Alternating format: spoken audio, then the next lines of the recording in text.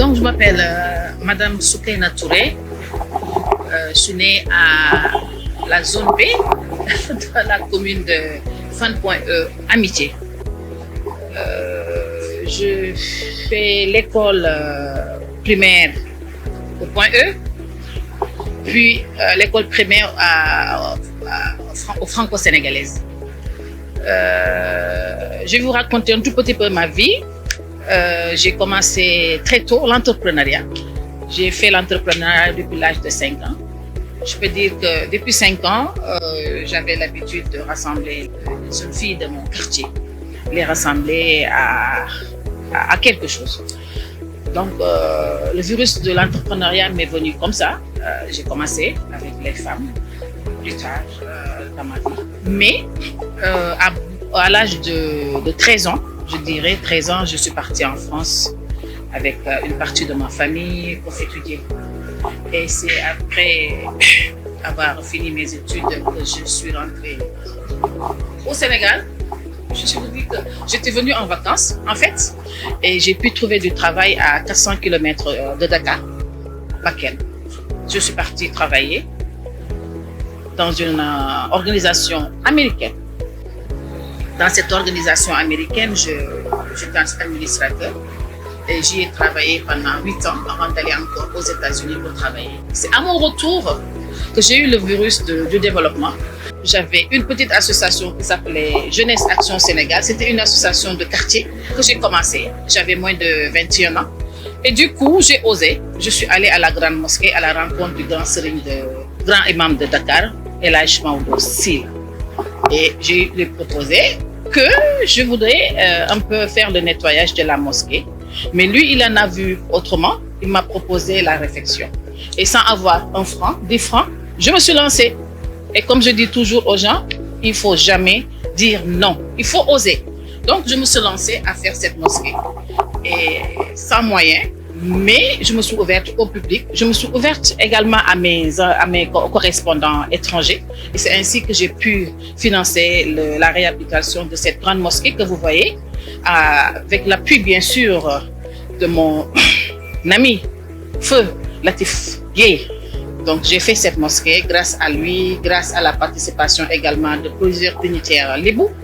Je remercie au passage le ministre, l'ancien ministre Matar Diop, qui m'a beaucoup soutenu également.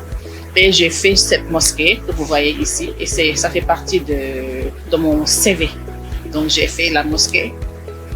Quand j'ai fini la mosquée, j'ai créé cette entreprise que vous voyez ici, le PDCRA. Avec ce PDCRA, j'y suis allée petit à petit. Et j'ai dit, il faudrait que j'aille aider les femmes rurales. C'est ainsi que j'ai créé le réseau Rapide. Rapide, ça veut dire réseau des acteurs porteurs d'initiatives de développement économique, social et solidaire. Donc c'est un réseau que j'ai commencé avec la zone B. J'ai commencé avec ma commune, la zone B, et ça s'est agrandi. J'ai fini finalement dans toutes les régions du Sénégal où je compte plus de 10 000 membres. Donc c'est un réseau de développement qui fait la formation, qui aide les femmes à créer des projets, qui aide les femmes à trouver des financements. Et surtout, je dis aux femmes de ne pas rester sur place au Sénégal, de pouvoir bouger. C'est ce qui m'a amené aujourd'hui à faire bouger ces femmes. Et une bonne partie de ces femmes, quand vous les rencontrez, ils vous diront qu'ils ont fait la France, ils vous diront qu'ils ont fait les États-Unis, ils vous diront qu'ils ont fait la sous-région africaine. Parce qu'on a beaucoup à trouver, à faire au niveau de la sous-région africaine. Et ça les amène également à changer les comportements, à changer également la mentalité. Parce que moi, je me dis, restant à Dakar, restant au Sénégal, il faudrait qu'on sorte pour avoir d'autres cultures. Et le but de cette association, c'est ça. Du coup, j'ai dit, il va falloir que je fasse plus grand. En faisant grand, j'ai créé le PDCRA. Et c'est quoi le PDCRA? D'ailleurs, on me demande souvent c'est quoi le PDCRA. PDCRA, c'est une montagne qu'on ne peut pas soulever.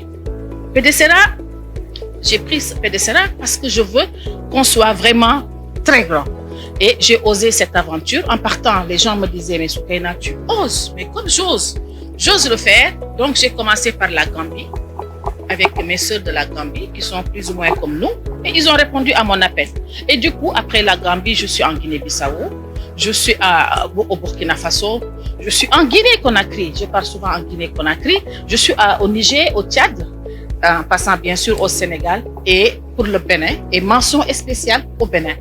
Bénin où il y a vraiment un modèle. C'est un modèle pour PDCERA, je parle toujours du Bénin, un modèle pour PDCERA, un modèle d'entrepreneuriat, des gens vraiment très engagés et je crois que ça va être un modèle pour PDCERA, pour les autres entrepreneurs à l'avenir. Il y a eu le Covid-19 qui a vraiment bousculé toute l'économie mondiale. On a dit comment faire sortir les gens de cette pauvreté. On a dit qu'il faudrait un crowdfunding des entreprises. Crowdfunding des entreprises, c'est le financement participatif. Et c'est ce qu'on est en train de faire avec le réseau PDCERA. Mais je dis toujours aux gens qui sont avec le PDCERA de prendre tout leur temps. Il ne faut jamais, jamais, jamais être pressé dans la vie en matière d'entrepreneuriat.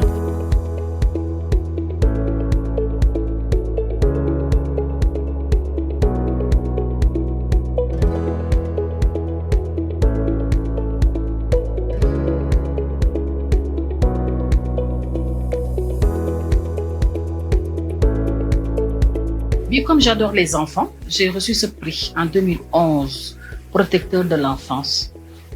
C'est en ce sens que j'ai reçu ce prix pour l'enfance.